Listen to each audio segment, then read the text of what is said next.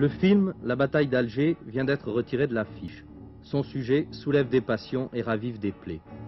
Nous avons réuni à ce propos deux des véritables acteurs de cette page d'histoire. Yassef Saadi, producteur du film, ancien chef du réseau FLN de la Casbah d'Alger, et son ex-adversaire, le colonel Trinquier, ancien membre de l'état-major du général Massu. Et pourquoi tenez-vous tellement à ce que ce film soit vu par les Français? J'estime que les Français sont majeurs et c'est une phase de guerre, d'une page de l'histoire qui concerne les Français en même temps que les Algériens. Ouais, précisément, colonel Trinquier, vous avez vécu la bataille d'Alger, la vraie, vous avez vu le film. Comment le voyez-vous historiquement? Historiquement, je veux le situer quand même dans son contexte et dire dès le départ que le sort de l'Algérie ne dépendait pas d'une bataille, pas plus de la bataille d'Alger que d'une autre. Il dépendait essentiellement d'un choix du gouvernement français, ou bien le gouvernement français donnait l'indépendance à l'Algérie, ou bien il acceptait l'intégration, qui lui coûtait évidemment des sommes assez considérables pour les assurances sociales, pour les allocations familiales, et un certain nombre de députés musulmans au Parlement. Ce choix, le gouvernement français n'a pas voulu le faire, n'a pas voulu accepter les dépenses et les charges que lui causerait l'Algérie. Quel que soit le résultat de la bataille d'Alger ou de bataille, c'est le gouvernement français qui a finalement décidé. Mais le film, selon vous, est-il en gros exact historiquement? Le film que j'ai vu le film à Genève il y a environ 2 ans. Dans la version que j'ai vue, il peut y en avoir d'autres, puisqu'on me suggère qu'il y en a peut-être une autre, le film présentait exactement la bataille d'Alger telle qu'elle s'était passée, et en particulier, j'étais d'ailleurs assez étonné de voir que dans ce film, il n'y avait aucune scène de torture qui m'aurait quand même assez vexé, et qui aurait vexé les Français s'ils le voyaient. Mais vexé. S'il y a des scènes de torture, et dans la version qu'on a... Les scènes de torture peuvent seulement blesser les Français. Je vous ai dit, la guerre de la bataille d'Alger a été menée d'une façon dure. Elle a été menée contre une organisation terroriste que nous avions à démolir, qui employait des procédés difficiles, des procédés qui ne sont pas employés dans la guerre, qui s'attaquaient par la bombe, par des attentats à des civils. Nous étions responsables de la population civile, nous devions la protéger, nous devions protéger, empêcher que les bombes soient mises, savoir où les dépôts de bombes se trouvaient. En particulier, je vais vous raconter quelque chose que je connais d'une façon précise.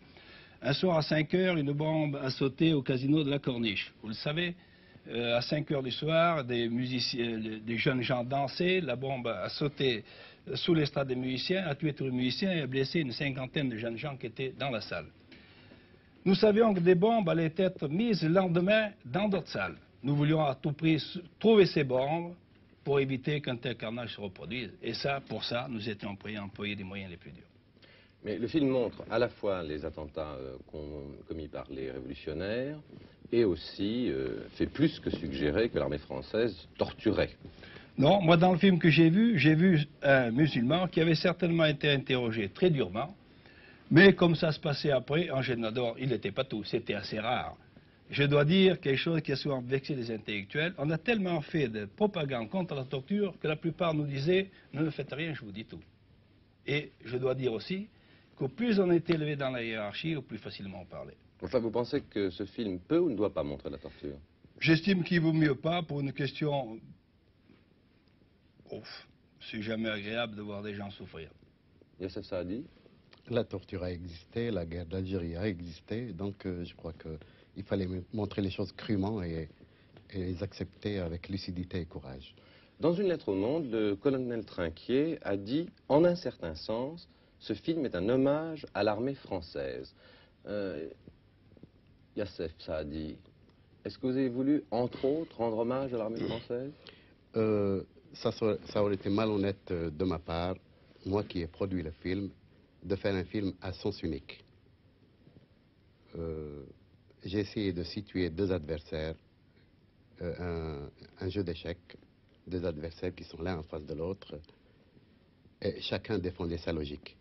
Nous, ils avaient un idéal, nous avions notre idéal, l'idéal de libérer le pays par tous les moyens, en utilisant tous les moyens possibles pour aboutir à une fin qui est celle de l'émancipation et de la liberté. Est-ce que vous n'avez pas l'impression que dans votre film, comme dans beaucoup de films de guerre, on réduit un combat très complexe à une lutte entre des titans, en oubliant un peu les personnages secondaires. Dans ce film, il y a le colonel Mathieu, qui est un personnage composite, qui représente le colonel Bijard, le colonel Trinquier, et d'autres officiers français. Puis il y a Ali Lapointe. Là, si vous voulez, je vous coupe. Il n'y a pas à présenter ni Bijard, ni Godard et Trinquier. Il y avait la 10e DP qui était commandée par Massu, dans laquelle chacun des officiers a fait le maximum qu'il a fait au rôle où il était placé. Il y a cette héroïsation à travers le film. Je dois dire que c'est un film choral dont le seul héros, c'est le peuple.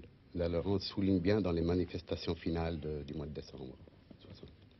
Pour en revenir à ce problème quand même fondamental de la torture et de la répression en ce qui concerne les troupes d'une armée régulière, et d'autre part des attentats terroristes en ce qui concerne les révolutionnaires, comment les voyez-vous maintenant? Comment, aujourd'hui? Oui. Ceux d'Algérie avec le recul du temps ou dans un temps à venir? Les deux. Mais je dois vous dire, à partir du moment qu'on soit pour ou contre la torture, ça n'a aucune importance. La torture est une arme qui sera employée dans toute guerre subversive. Il faut le savoir. Je cite un exemple précis. On a torturé les gens de l'OS. Personne ne les a défendus. Mais les gens qui rentrent dans une guerre subversive savent qu'ils seront torturés. Et si vous prenez par exemple pendant la guerre de 39-45, les résistants violaient les lois de la guerre. Ils savaient qu'ils seraient torturés. Ils faisaient quand même leur métier. Et leur gloire, c'est de savoir qu'ils allaient être torturés. Ils ont fait quand même ce qu'ils avaient à faire. Il faut savoir que dans la guerre subversive, où seraient torturés, il faut monter une organisation subversive en fonction de la torture. Il ne s'agit pas d'être pour ou contre. Il faut savoir que tout prisonnier arrêté dans la guerre subversive parlera. Sauf s'il fait le sacrifice de sa vie lui-même ou s'il se suicide. On obtiendra toujours ses aveux. Alors, une organisation subversive doit être montée en fonction de ça pour qu'un prisonnier qui parle ne mette pas en l'air toute l'organisation. Youssef Saadi. Vous abordez le problème de la violence, qui est d'actualité même, qui date depuis des années maintenant. Un révolutionnaire qui s'insurge, qui veut faire en sorte qu'il y ait un retour aux sources du colonisé, qui se veut mettre de lui-même, utilise tous les moyens, tous les moyens pour être libre. Si vous voulez, j'interromps Youssef Saadi pour mettre la chose au point. Je pense que vous avez peut-être lu Clausewitz, qui est le théoricien numéro 1 de la guerre. Clausewitz a dit « La guerre est une épreuve de violence, il n'y a pas de limite à la violence. » Clausewitz. Alors, concluez. Youssef ? Ce n'est pas une fin en soi, la violence, parce qu'elle réserve toujours des lendemains avec des surprises du lendemain. Mais j'estime que dans notre guerre à nous, dans notre guerre, c'est une guerre révolutionnaire, c'est une guerre de tout un peuple. Il s'agit de choisir sa mort, voilà, en quelque sorte. Il vient de dire que dans toute organisation subversive, il fallait s'attendre à des tortures. Et quand un peuple est décidé à avoir sa liberté, je crois que, et quand on est décidé de mourir, on choisit soi-même sa mort, rien ne peut vous arrêter, vous aboutissez quand même à un but, d'où le problème de la violence découle automatiquement. La guerre est une épreuve de violence, et si on ne met pas ça, alors c'est pas la guerre. C'est un jeu de tout ce que vous voudrez. Est-ce que vous avez l'impression que ce film peut heurter les pieds noirs rapatriés en France? Personnellement, je pense qu'il ne devrait pas les heurter. Mais, comme j'ai dit tout à l'heure, nous avons été passionnément attachés à l'Algérie. Et quand on raisonne par son cœur, deux individus les mêmes, deux individus très voisins, peuvent tirer des conclusions différentes. Au lieu de raisonner logiquement, ils prendront des positions diverses en fonction de leurs sentiments personnels. Or, les pieds noirs ont été passionnément attachés à l'Algérie. Tout ce qu'on passe sur l'Algérie les heurte parce qu'ils n'y sont plus.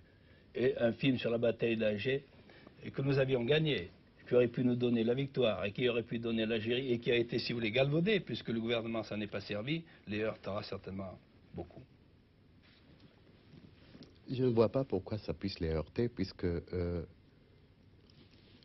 il y a un peuple algérien qui a vu le film. Il y a 800 000 Algériens qui ont défilé devant les salles de spectacle, ils ont vu le film, ils ont assisté à des scènes de torture, ça leur a rappelé la mauvaise époque de souffrance et d'abnégation. Et j'ai constaté qu'ils ont vu le film avec courage. Oui, mais si vous voulez, le peuple algérien, au fond, est victorieux. Tandis que pour les pieds noirs, c'est une défaite qu'ils ont subie. Alors, on n'a pas tout à fait le même esprit quand on regarde une victoire et quand on subit une défaite. C'est ça l'état d'esprit de vos compatriotes et des miens. Non, j'ai vu des femmes qui ont perdu leurs gosses pendant la guerre et n'ont aucun mot de haine. Elles ont accepté ça en faisant couler des larmes, évidemment, ça rappelle des mauvais souvenirs, incontestablement. Mais il faut avoir le courage de dire que ça a existé, ça fait partie de l'histoire de France et l'histoire de l'Algérie. Donc c'est des choses qui ont existé, on ne peut pas les nier. Oui, c'est pour ça que moi je tiens à ce que ce film passe sous les réserves que j'ai faites. C'est une page d'histoire, c'est une bataille dans une guerre qui a été faite qu'on doit montrer. Oui, ça a existé. Et quand vous dites que les Algériennes ou les Algériens sont émus en voyant ce film, vous n'oubliez pas qu'il y a eu des sentiments d'affection formidables entre vous et nous, et que ces sentiments ne sont pas brisés pour autant, et que nous devons d'ailleurs essayer de les remettre en œuvre. Actuellement, il y a une coopération fructueuse entre l'Algérie et la France. Monsieur, je vous demandais à chacun encore une phrase. Vous vous voyez ce soir pour la première fois depuis 13 ans. Oui. Si vous aviez une seule chose à vous dire l'un à l'autre, que diriez-vous? Allez-y. Moi, je dirais tout simplement, s'il a l'idée d'un film, s'il est prêt à coproduire un film avec moi, on le fera. Et je ne sais pas ce que... Enfin, je lance ça parce que moi, j'ai l'esprit un peu artiste. J'ai laissé la mitraillette pour la caméra. Oui, moi, si vous voulez, je vois Youssef Saadi comme un militaire, comme, si vous voulez, dans une guerre classique, Rommel aurait pu voir Montgomery. Ça m'intéressait beaucoup, quand je l'ai arrêté, de savoir son organisation qui était en face. Un militaire, c'est d'abord un technicien de la guerre. Et j'ai interrogé Youssef Saadi, nous avons discuté pendant un mois comment il avait fait son organisation. Et lui, ça l'intéressait de savoir comment j'avais démoli son organisation. Et maintenant, ce qui m'intéresse, c'est de savoir ce qu'il est devenu, ce qu'il fait, et si vraiment les idéaux qu'il évoquait ou qu'il pensait quand il se battait dans la Casbah sont réalisés. Oui, le vœu le plus profond a été... nous sommes indépendants, j'ai lutté pour ça et chaque révolutionnaire aime vivre et voilà. Je fais du cinéma maintenant.